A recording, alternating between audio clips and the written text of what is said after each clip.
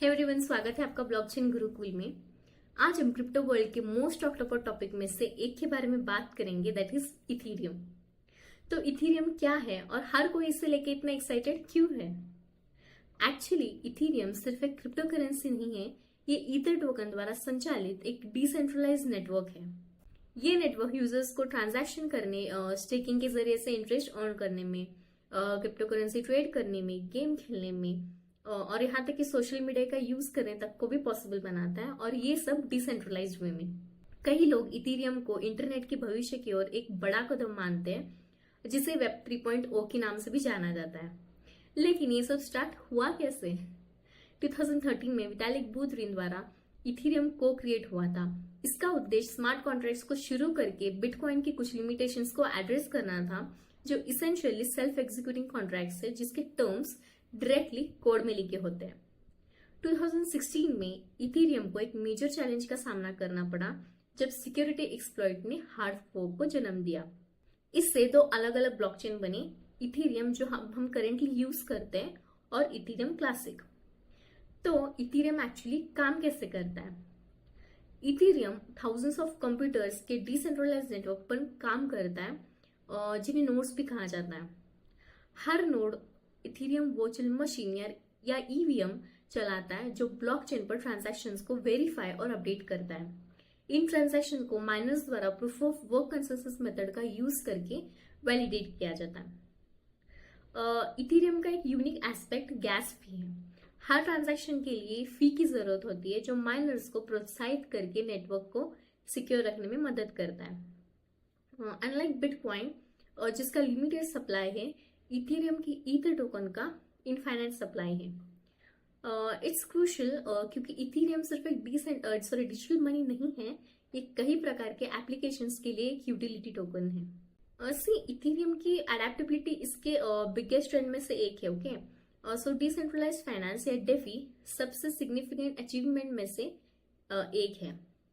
Dapps के variety के साथ इथीरियम लैंडिंग और बोरोइंग से लेकर ट्रेडिंग और इंटरेस्ट अर्न करने तक सब कुछ पॉसिबल बनाता है। इथीरियम यहाँ तक कि एनएफटीज को भी सपोर्ट करता है, जो यूनिक डिजिटल एसेट्स हैं, जो आज से लेकर इन गेम आइटम्स तक किसी भी चीज को रिप्रेजेंट कर सकते हैं। एक्चुअली इसने आर्टिस्ट और क्रिएटिव लोगों के लिए न्यू इनकम स्ट्रीम्स ओपन कर दिए हैं। सो एक्चुअली इथीरियम और बिटकॉइन में फर्क क्या है? बिटकॉइन को मुख्य रूप से डिजिटल गोल्ड के रूप में देखा जाता है as a store of value, और इथीरियम कुछ बड़ा करने का लक्ष्य रखता है कि इंटरमीडिएटरीज को हटाना चाहता है और यूजर्स को अपना पावर वापस देकर इंटरनेट पर एप्लीकेशंस रन करके इनके तरीके को रिवोल्यूशनाइज करना चाहता है। बट इट्स नॉट लाइक कि सब कुछ परफेक्ट है। इथीरियम को भी कुछ अपने चैलेंजेस है जो फेस करने पड़ते हैं, जैसे कि गैस फी और स्केलेबिलिटी इश्यूज।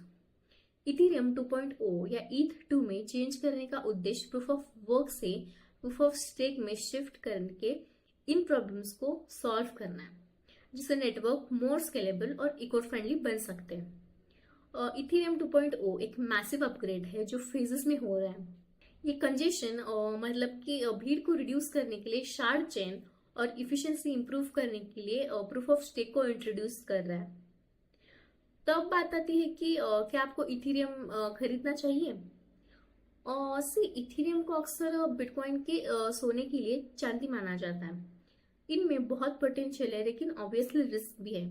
इसलिए इन्वेस्ट करने से पहले हमेशा आप खुद से रिसर्च करें और अपने रिस्क टॉलरेंस को भी कंसीडर करें। इथीरियम का फ्यूचर और डेफी प्रोजेक्ट्स, एनएफटीज और इनोवेटिव एप्लीकेशंस के अपने ग्रोइंग इकोसिस्टम के साथ ब्राइट दिखता है। ऑफकोर्स, हालांकि इससे कंपटीशन और टेक्नोलॉजिकल चैलेंजेस फेस करने पड़ते हैं, जो इसकी लॉन्ग टर्म सक्सेस को भी शेप करेगा। So that's it for today. और अगर मेरा ये वीडियो आपको हेल्पफुल लगा तो लाइक करें, शेयर करें, सब्सक्राइब करें, और मेरे लेटेस्ट कंटेंट से अपडेटेड रहने के लिए बेल आइकन को दबाएं। और इथीरियम के फ्यूचर को लेकर आप क्या सोचते हैं, नीचे कमेंट सेक्शन में बताना। Thank you, bye bye.